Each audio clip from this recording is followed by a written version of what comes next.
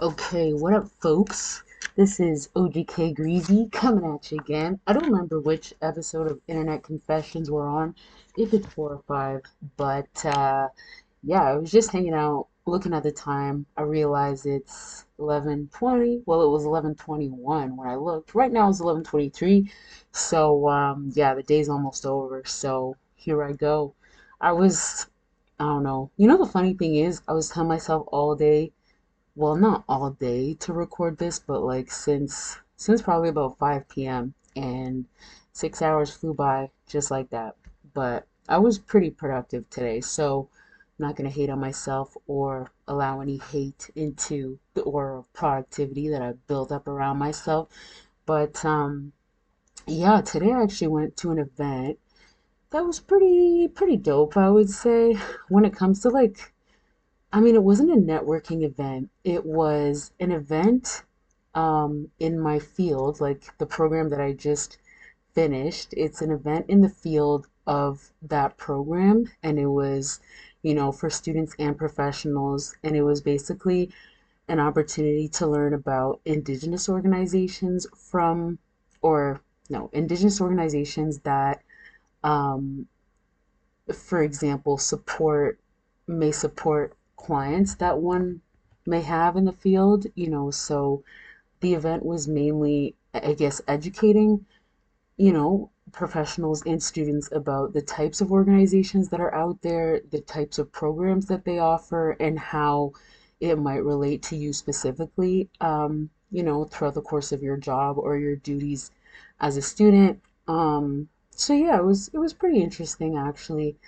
I mean, you know, the one criticism I have though is like when I go to a cultural event or an event about people from that culture, I think I always expect more than just having a few people from the culture, speaking and then going into the event itself. I feel like the event should truly be a reflection of their culture and um, you know, I don't know, because it's like sometimes maybe it's not fair for me to say, but sometimes a lot of the time I judge the sincerity of a lot of these events or initiatives just because obviously recently, the whole boom in like DEI and like, oh, we're gonna have a special Indigenous programs coordinator or we're gonna, name the hallways in our school after Indigenous cultures or Indigenous animals that are revered in Indigenous cultures, so but to me, it's like if there isn't a sincere gesture behind that, or like a sincere meaning, or humility at the very least. Well, yeah, I think humility would translate to sincerity in this instance. Not always, but I would allow it to.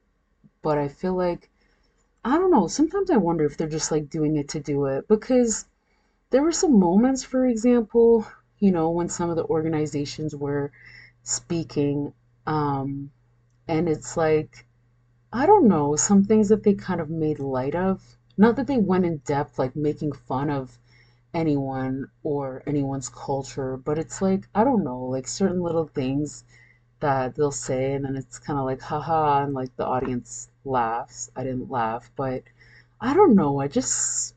I always find that to be like highly inappropriate. Not that I don't have a sense of humor. Obviously, I have a sense of humor, but it's just like, I don't know. There's some moments where I wish it was obvious that everyone was serious and sincere, and I almost wish that was a requirement, but that's just something made up in my made up mind fantasy world where, you can read everyone easily and, you could tell who's fake and you know, who's in it for real, and you don't waste your time believing in people who aren't in the cause for the same reasons as you. But anyways, we're out here in the real world where millennials can't buy houses and billionaires are going to Mars. But anyways, yeah, I definitely don't regret going to the event. I mean, looking back, if for example, if that event came up last year I would not have went to any networking events because of like the medical thing that I'm going through, and like the pain that it causes me. And honestly, I mean, especially last year before I was doing any type of pain management, it was just like it constantly had me in a bad mood, and I outrightly avoided social interactions and social engagements because the pain put me in such a bad mood that anytime anybody would talk to me, low key would piss me off, because it's like even like responding to them sometimes, sometimes my jaw will like slip and skip and shit like that. But it's like if someone's really not paying attention, they probably wouldn't notice, but it's like I notice it because, yeah, like sometimes when it kind of skips or like shifts, it's like, say I'm saying something and like my mouth is supposed to be going like this. Sometimes it'll go like this, and then like just, it's like, when the DJ hits the record, like, it's like my jaw just does a little one of those, and then it like takes a moment for it to kind of like stabilize back to its new normal. I'm not gonna say normal because there's nothing normal about it, but yeah, and also, I was feeling really self-conscious about, this thing that I'm going through. And me, because I know my face, I can see the way it's like shifting part of my face. I'm not gonna specify exactly where, but yeah, people who know me, they're like, oh, we don't see it. It's not as bad as you think it is, but I don't know. I can see it every time, and I can feel it even more than I can see it. So, yeah, I know people mean well and they're trying to, help me. They were trying to help me stay positive and stuff at the time, but yeah, I really let that, take over my life last year. Not that I consciously did it in a negative way, but it's like when I had my hopes set on surgery in 2025, and at the beginning of the year, on the 9th, when I saw that second Montreal surgeon or specialist, or, the referral from the first Montreal surgeon, I really thought he was going to give the go ahead and just like open some magical door for me. And when that didn't happen, I struggled in a lot of ways, but I don't know. Maybe I'll go into that on a later date. Maybe I won't. But yeah. So this year I figure, I'm going to try to do some things different. I'm trying to manifest surgery. I'm trying to stay positive. In a way, I'm trying to get back to, I'm not gonna say my normal because that's pretty far, but I'm trying to get back to a place where I'm doing the things that I love. Like I have a lot of things set up actually for bees coming up in the spring, and even today, after the event, I, spoke to somebody about bees. Somebody, a particular organization who was speaking about their youth justice programs and youth justice initiatives. I thought, it would be a beautiful thing if, some of the youth that I was teaching beekeeping to, if, we could connect in that way, if they want to come out, see the bees, if they wanted to come out and have some lessons, because beekeeping is a thing that I didn't spend a lot of time thinking about what it was going to do for me before I signed up for it. In the moment when I saw the opportunity to do it, I knew that's what I needed, but yeah, I never would have thought that it would give me such inner peace. And it's almost like an outlet to express gratitude. Like when you see the hives thriving and, the queen is there and she's looking good and the frames are full and the brood pattern is almost, perfectly spotless. Yeah, in those moments, it's like, I don't know, I find gratitude and peace easily in those moments. And in what I want to do with bees for the youth, I reflect and think of myself as a youth. If I had the opportunity to learn beekeeping, like no judgment from an elder who just wanted to teach it to me and wanted me to experience it and wasn't judging me on how quickly I learned or anything like that. Like, if the only requirements were sincerity and a willingness to learn, and a youth was able to, you know, um, put those qualities wholeheartedly into the program, I think only beautiful things would result. And yeah, with beekeeping, I really do have an urge to have a youth component in there because, like I said, if I was that age, and the opportunity was there, I would have went for it. But there wasn't, there was nobody out there who looked like me who was doing something like that. Even though when I was a kid, like when I was young, the first the first career I ever wanted, I wanted to be a scientist. Like when I was very, very young, before my mind was corrupted by the school system and the naysayers and the racism. I wanted to be a scientist with my whole heart. And my favorite toy, I mean, it wasn't even actually a toy because they probably don't have this stuff anymore, but again, I'm a millennial, so I was born in the 90s, and the best gift I ever got, it wasn't even a toy. It was like a little microscope, like an actual microscope with slides, and I could take like a little leaf from the garden, a piece of the leaf, and put it under there and, look at it in the microscope and see all the little cells. I used to put all kinds of things in those little glass, between those two little glass pieces, slide them in there and just peep at it with the microscope. That was one of my favorite things to do. And I have no idea where that microscope would be, at this point in time. RIP to that microscope. That was probably one of the best things I ever owned. Um, but yeah, so the goal of wanting to do something like this is, to bring opportunity to youth in a time where they're pretty much forgotten. And a lot of the problems they have are because elders like us failed them, failed to teach them certain things, tell them the truth about certain things, put limits on certain things like the internet. And another thing I'd love to do as well is a book club for youth.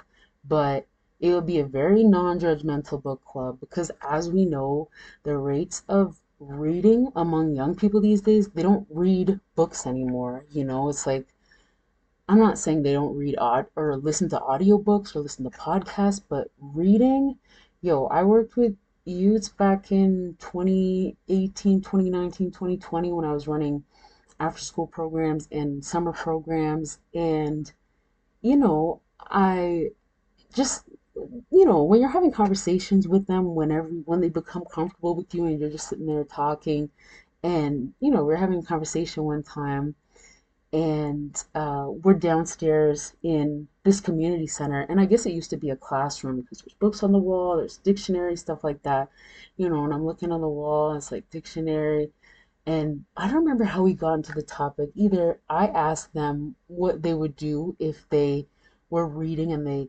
came across a word they didn't know the meaning of. Either that, or I had asked them if they knew what a dictionary was or if they knew how to use a dictionary, and, either way, they said no. I took the dictionary down from the shelf, and these were kids. Yeah, I was working with the older group of kids. The younger group in the summer was like I don't know, like 5 to 10 or 11 or something like that. And the older group was 12 to 16. But most of the kids were between, I would say, well, in my group, anyways, I would say they're between ages 12 to 14, maybe 15. But anyways, these kids, yeah, I open the dictionary and show them. It's like there's actually, I mean, when I was a kid, I wasn't really thinking there's instructions to this shit, Like you pick up a dictionary and it's just obvious how to find the words. Obviously, they're in alphabetical order, but it's the little things you don't really think of that, maybe somebody would expect a kid to know, and then they would end up feeling ashamed for not knowing, and then they would kind of close that door to the learning opportunity. Like one bad experience could do that, especially when it comes to kids and especially in a learning setting. But anyways, I just, took it out and explained to them, yeah, it's in alphabetical order, and then when you flip the page, it's like all the words at the top two are also in alphabetical order. You know, the page at the top of the word at the top, the very top of the page before the actual text, word at the very top of the page on the right or on the left-hand side, it's the first word. Word at the very top of the page on the right hand side is the last word. So you look at each letter in order and it goes alphabetical like that. So everything in between those two words is what you have on those two dictionary pages. And it's like, yo, these days, it actually, you need to take the time to explain stuff like that to kids because, again, when you don't and you just expect them to know it, A, it's not fair, and B, it destroys their confidence. And it's not their fault that they don't know, right? Like, I think about it all the time. A kid who's raised just knowing internet, a kid who's raised not knowing a time before internet, like, if we don't take the time to teach them about the time before internet, how the how the dog are they supposed to know? They're not just gonna magically jump into your brain one day and understand all those experiences and become, well, I'm assuming, I was gonna say become well-rounded in the way that you are, but not everybody is well-rounded, first of all. So, yeah, but these are the types of things that I'm passionate about. These are the types of things I want to do. I spent a lot of time working for different organizations, um, doing youth work, doing um, other types of social work, like working in the foster care system as like a youth mentor and stuff like that. And the fault that I found with all these organizations was like our heart was not in the same place. Like what I wanted to do for these kids versus what all my superiors wanted to do for these kids, it was always so different that I always came out looking like the enemy. For example, like if I bring, okay, hypothetically speaking, say say I'm working at a place um as the lead youth worker at this community summer camp program. Say the community organization is supplying the lunch for these kids and it's free all the time and they get like free sandwiches, okay? Say that these kids are cultural kids who don't even eat the type of sandwich that they're being given for free, okay? Some could say that's irrelevant because it's free food, so why would you argue? But at the same time, I don't know. I think that's something that should have been considered that wasn't considered. And say hypothetically, I find or one of the kids brings to me a sandwich and there's something green in it. Say hypothetically, I go to the executive director, knock on her door, and ask why the sandwich is green. Say she brushes it off, and I ask, for example, if we have anything in the budget for food, or for lunch, or can we work with the budget to get something more culturally appropriate, something better quality, something the kids would like, and say she doesn't want to tell me what the budget is. As the lead youth worker, would that not be something that I'm entitled to know, regardless of what I'm going to do with that information? If you want me to design the programs, come up with plans for the programs. I don't know, it's like why would you cut me out of certain information? It's not like somehow I'm going to use those funds for myself. Like what's the fear? What's the danger? But anyway, she wouldn't okay, hypothetically say this individual wouldn't tell me what the budget was. Then, say within that week, one of my colleagues, a subordinate youth worker, say for example, she had found an article online about this particular community organization receiving a check for summer programming. Say a day later, I hypothetically brought this article to that same executive director, asking again about the green sandwiches and the lunch budget. Say hypothetically, after that, on that same day, I was given a Microsoft Word spreadsheet of a food budget. And that's how I become the enemy. And all of these, hypothetically, and all these social work jobs that I've had, they've either been seasonal, which that's not completely the fault of the organization because it's like if the job is listed as seasonal and say it's like a particular grant that's paying the individual that's being hired to run this program, you know, the grant is only paying for that specified period of time, or, the program is only eligible to run for a specified period of time. And I don't know, I guess you can't fully blame them for that. Like, I remember one job that I really, really loved, and it was one of those jobs, it was seasonal. And near the end of the season, some of the youth started kind of acting up. And I remember one of them in particular, and I kind of took him aside and I asked, like, okay, he was known for being a rowdy kid, okay, but throughout the summer we had found an even ground. He was still rowdy, but he was, respectful, and he had enough restraint to be able to participate respectfully and honor his peers.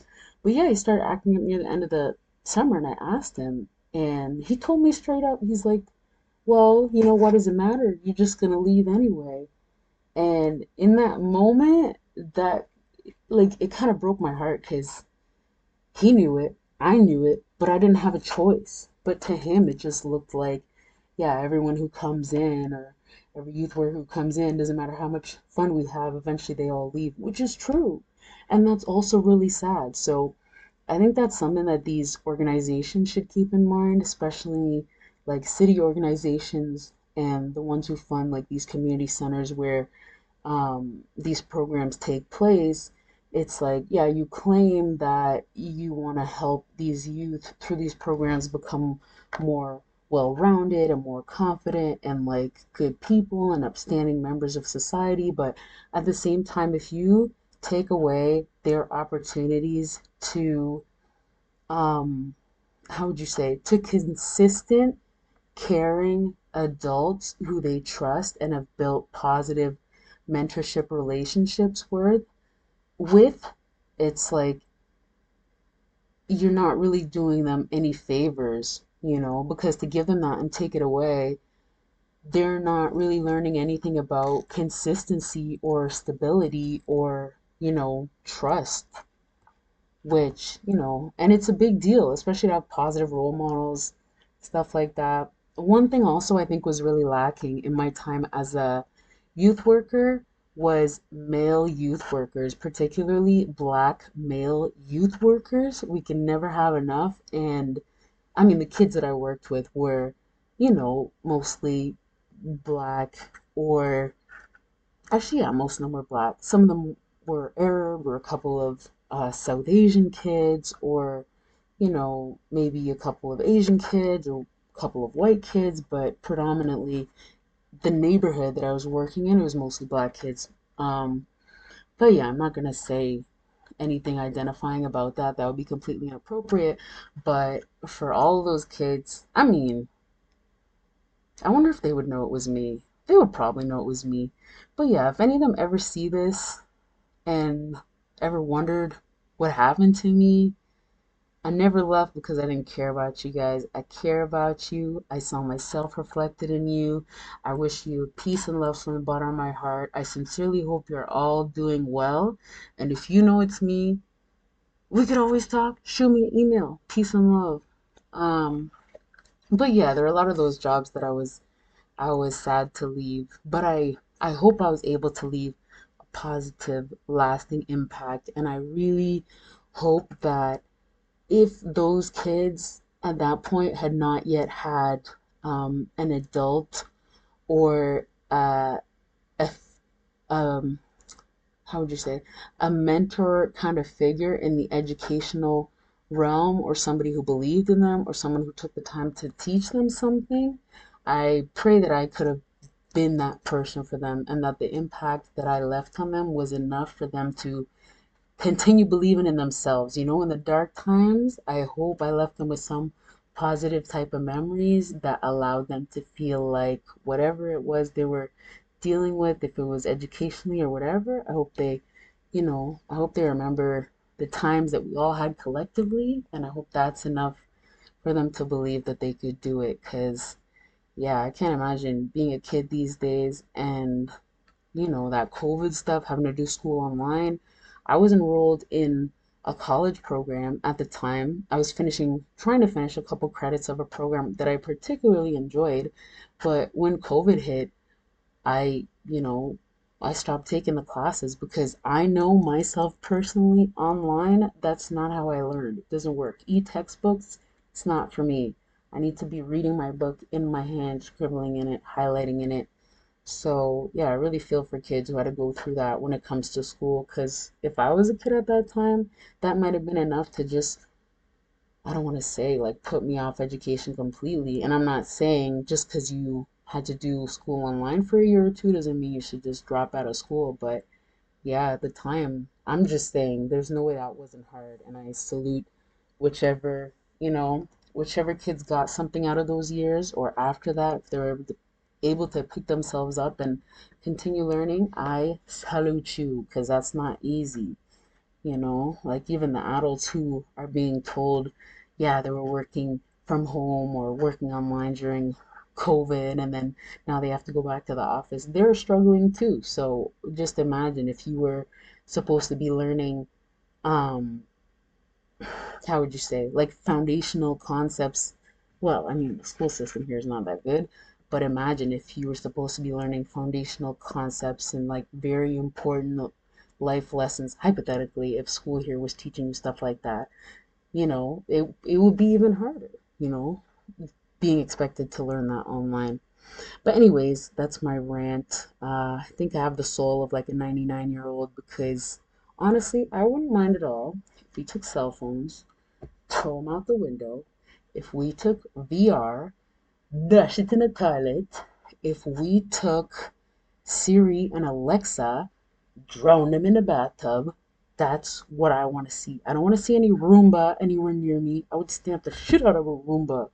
You know that, you ever seen that show, Pokeroo? Okay, I'm dating myself again. Definitely, I guess a millennial, maybe someone older than that. Whoever's older than millennial, maybe they would know too. But yo, that one Pokeroo show, and how he had that thing called Bibble that used to zoom around on the floor. I hated that thing so much. Yo, and my older sister knows how much I hate it. And sometimes she would quote it. It makes the worst noise. It makes the worst noise. Okay, I'm not making this up. This thing was called Bibble. It would zoom around like a Roomba. Okay, it was like a Roomba before its time. I don't know if it was supposed to be an alien, if it was supposed to be like a hairy fuzzball. Um, yeah, come to think of it, I don't think Bibble was ever quantified or justified, but it was this little thing that zoomed around on the ground. It was like, I'm not making it up. It actually made that sound. It didn't speak, but to me, that's a Roomba. I would have stomped the shit out of Bibble too, just so he knows. Um, yeah, the only show that I actually I was gonna say the only show that I missed in my time, I was gonna say it, but then I don't know. I feel like there's probably something controversial about it that I don't know and that it would be bad for me to say it. So anyways, yeah, but I feel like today was a pretty good day for me. I'm glad I forced myself to do something quote unquote social. It wasn't overly social. But yeah, I'm glad I went to that event. I'm glad I, took some time to hear from some people who are doing positive things for the Indigenous community in Ottawa. It's reassuring and it's good to know that those programs are out there. I hope they all get a lot more funding. I'm not going to shout out exactly who all of them are because, depending on who you are, there's different resources out there for First Nations, Inuit, Métis. Um, so yeah, but it's good to know they're out there. And there was a lady also who came from a friendship center. I think she said, I don't remember which one it was particularly, but yeah, it's a friendship center that she said is just over the over the bridge in Gatineau. And something she mentioned about that is that apparently Indigenous friendship centers, she said, were open to everyone. And maybe I should have clarified if she meant everyone Indigenous or just any member of the public. Because, for example, hopefully this is not a selfish desire, but I would love to learn an Indigenous language, in particular. And the program that I mentioned that I was in during COVID times, that I was trying to finish a couple classes, yeah, that program, one of my classes in that program was Indigenous languages too. And I just felt like, yeah, at the time it was, I guess, I think we had the option of what language we wanted to try to learn, or like a selection between a few Indigenous languages. I think that was just because of the particular resources and background of that professor, which is why we were limited to just particular languages. But yeah, I really did want to learn it. And I had started. trying to learn independently. You know, when COVID came around, I said, okay, I'm gonna try to do the online thing. You know, I found a couple resources on YouTube. There's actually probably a lot more now, which is good, knowing that when I go back to actually finish those classes, that there will be more resources. But yeah, as someone who's not indigenous to Turtle Island, so I don't know these languages. I don't have a particular cultural connection to them. I don't have anyone in my immediate circle who I could practice with. And at the time, it was like, okay, there were a couple of students in the class who wanted to learn Inuktitut, and what the professor had said is, okay, you guys figure out when to meet over Zoom, and you guys can meet over Zoom and talk. But to me, that wasn't like enough. It didn't feel real. I'm like, yo, I actually do want to learn this language, so I don't know. I'm curious if I could go to an Indigenous Friendship Center and get resources on how a non-Indigenous person could learn Inuktitut. I'm very curious about that. And yeah, I'd love to start that journey. Maybe not right this second, but yeah, I could put that on the list for next year when I go back and finish those classes. I would love to actually immerse myself in the community of the language that I want to learn. Not literally like I would have to fly to a community, that would be very invasive, but to be able to find resources, um, you know, I don't want to say community in my community.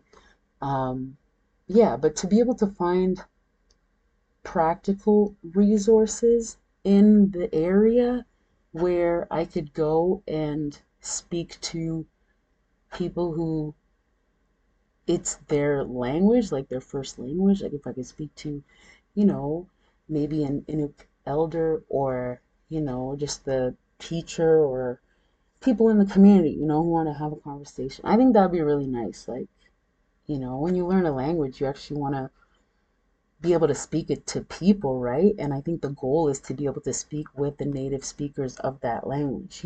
I would think that's anyone's goal with language learning. So, yeah, shout out to Indigenous peoples of this land, First Nations, wow, Inuit and Métis. Um, yeah, I mean, personally, I never asked to come here to this place. I never asked for my parents to immigrate here. Even they didn't ask for their mothers to come here seeking better opportunity, but I can't hate on them for that. It's a part of life. They say everything happens for a reason. I hope when my grandmothers came here that their expectations were met and yeah, but I feel like, yeah, I used to feel like regret about it, I was like, oh, I never wanted to be born here. Then I started thinking about it. I'm like, oh, I'm like taking up space and resources of an indigenous person who this land is rightfully theirs. And I don't even want to be here. So it's like I'm doing two disservices. I used to get on myself about that, but it's not a productive train of thought. So at this point, the way that I see myself to be able to heal from a lot of bad experiences I've had here on this land, perpetrated through racism or some other type of hate that I've experienced growing up, or even still today, my way to make peace with that and being here against my will and trying to make the best of it is like giving back to indigenous communities, honoring them. Like to me, that's just a way personally that I find peace with, being here, living here, acknowledging them. Yeah, it's a big thing for me. And shout out to Cliff Cardinal. I went to his performance of Shakespeare, A Midsummer Night's Dream, with my sister a couple years ago, and yeah, I was apprehensive at first because I really thought it was going to be Shakespeare, and I was getting ready to hate it, but I love what he did. I love how he flipped the script, and I will never forget what he said about land acknowledgements, how basically it has to be an action item. If it's not an action item, an educational tool, or like a talking point to get people to really reflect about their impact on like the world around them and how our actions are impacting indigenous peoples, and the privileges that a lot of us have in society that they don't have, or that they have the opposite of. If a land acknowledgement is not doing something, or really making noise, he said it ain't do shit for him and his people. If you're talking about, yeah, we're on the land that we stole from them, we're still here, haha, moving on. That ain't do shit for anybody. And I remember when these land acknowledgements first came out, the first time I heard one, I was really, thinking critically about it. I'm not boosting. This is just what I do. I'm a thinker. This is why I write poems. This is why I wear a clown mask and speculate over the internet. But I remember really thinking about, what is this saying? And it wasn't saying shit to me, to say, oh, we recognize that we're here on the land of the Algonquin, traditional Anishinaabe peoples, land that has never been ceded. The end. By the way, golf, 2v2, blah, blah, blah. They're gearing up those golf courses, and look at them rolling around on those little caddies. They're so cute. It's like, something like that doesn't really do shit for anyone, least of all the people who have been wronged. So, yeah, the utmost respect for him in relaying that message the way that he relayed it. I love that. Um, but anyways, yeah, the last thing I want to do in life, in the here and now, is to be taking up space of an indigenous person and taking that for granted. Not that I'm literally taking up their space, but it's like, if I'm here, I'm in the city, and I have access to all these all these great things, like, let me make some out of it. Let me make some noise. Ah. Anyways, this is OJK Greezy signing out. It's 11:59, so I finessed it. It's not even midnight, and we kept the goal of Tuesday. It was Tuesday, right? Yeah, Tuesday's post. So catch it tomorrow. Oh, peace.